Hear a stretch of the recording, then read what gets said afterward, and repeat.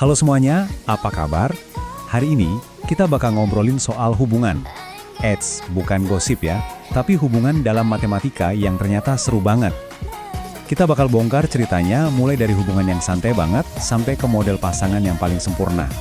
Udah siap? Yuk kita mulai. Oke, langsung aja kita tes ombak dulu nih. Coba bayangin di kelas kamu, setiap siswa duduk manis di satu kursi. Nggak ada yang berdiri, nggak ada yang rebutan kursi. Nah, hubungan antara siswa dan kursi ini kira-kira masuknya ke relasi atau fungsi ya? Coba dipikirin dulu, jawabannya kita kunci bareng-bareng nanti di akhir. Sebelum kita ngomongin soal menghubungkan, kita kan harus tahu dulu siapa aja sih yang mau dihubungin. Nah, disinilah konsep himpunan jadi penting banget. Anggap aja ini adalah perkenalan para tokoh utama dalam cerita kita.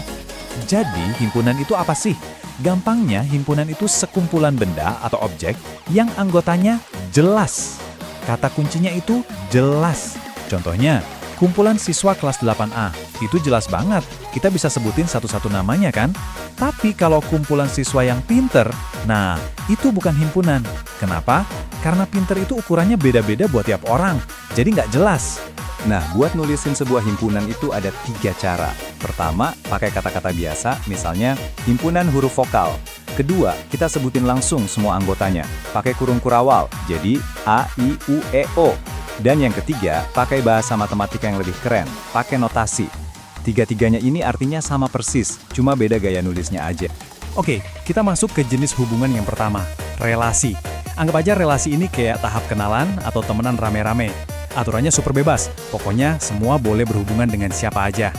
Biar kebayang, kita lihat contoh pelajaran favorit ini. Coba deh lihat si Burhan. Dia ternyata suka kesenian, suka IPS, suka IPA juga. Boleh nggak kayak gitu? Boleh banget. Dalam relasi, satu orang boleh punya banyak pilihan atau hubungan.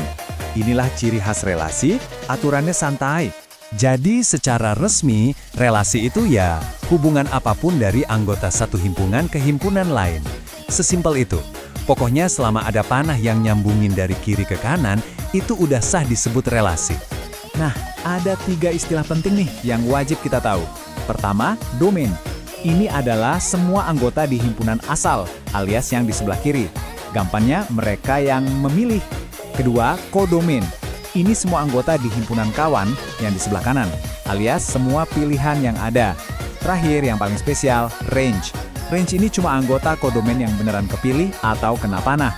Jadi, nggak semua yang ada di kodomen itu otomatis jadi range ya. Oke, dari hubungan bebas di relasi, sekarang kita naik level ke hubungan yang lebih serius dan punya aturan. Namanya adalah fungsi. Jadi, fungsi itu sebenarnya relasi juga, tapi relasi yang spesial dan nggak sembarangan. Aturan mainnya ada 2, dan ini krusial banget.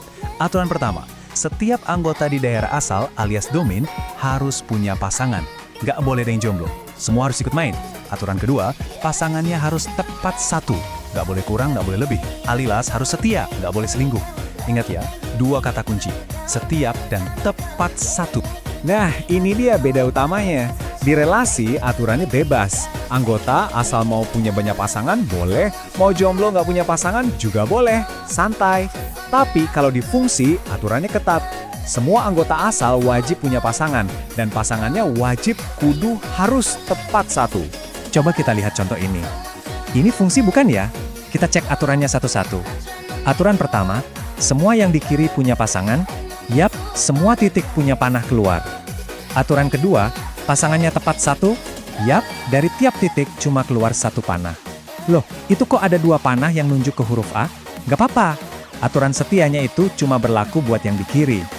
Jadi ini sah 100% sebagai fungsi. Nah, kalau yang ini gimana? Jelas bukan fungsi. Kenapa? Pelanggarannya ada 2 loh. Pertama, ada 1 anggota di kiri yang punya 2 pasangan. Wah, ini melanggar aturan tepat 1. Dia selingkuh. Kedua, ada anggota lain di kiri yang nggak punya pasangan sama sekali. Dia jomblo. Ini melanggar aturan setiap anggota harus berpasangan. Jadi, gagal total deh jadi fungsi. Sekarang, kita sampai di level hubungan yang paling top, paling ideal. Korespondensi 1-1. Kalau fungsi tadi ibaratnya hubungan yang setia dari satu sisi, nah, yang ini tuh kayak pasangan sejati yang sempurna banget. Contoh paling gampang di kehidupan kita itu NISN. Coba pikirin deh, setiap siswa cuma punya satu NISN yang unik kan? Dan sebaliknya, setiap NISN itu cuma dimiliki oleh satu siswa. Nggak mungkin satu NISN dipakai rame-rame. Dan nggak mungkin ada siswa yang nggak punya NISN. Bener-bener satu lawan satu, sempurna. Jadi definisinya adalah sebuah fungsi spesial di mana aturan ketatnya berlaku dua arah. Nggak cuman yang di kiri yang harus setia dan punya satu pasangan, yang di kanan juga. Semuanya harus punya pasangan. Dan pasangannya harus unik satu-satu. Makanya jumlah anggota kiri dan kanan juga pasti sama persis. Wah, lumayan juga ya istilah-istilahnya. Tapi tenang, sekarang kita rangkum semua poin paling pentingnya, biar langsung nempel di otak. Siap? Ini dia intisarinya. Pertama, himpunan itu dasarnya, grup yang jelas. Kedua, relasi, hubungan apa aja yang bebas. Ketiga, fungsi, ini relasi yang punya aturan, semua yang di kiri nggak boleh jomblo dan harus setia punya tepat satu pasangan. Dan terakhir, korespondensi satu-satu, ini fungsi paling sempurna, di mana semua anggota di kedua sisi berpasangan satu-satu secara unik. Oke, sebagai penutup, kita balik lagi ke pertanyaan di awal. Hubungan satu siswa, satu kursi, itu apa? Yap, betul, itu adalah fungsi. Bahkan lebih spesifik lagi, itu adalah korespondensi satu-satu. Nah, sekarang giliran kalian.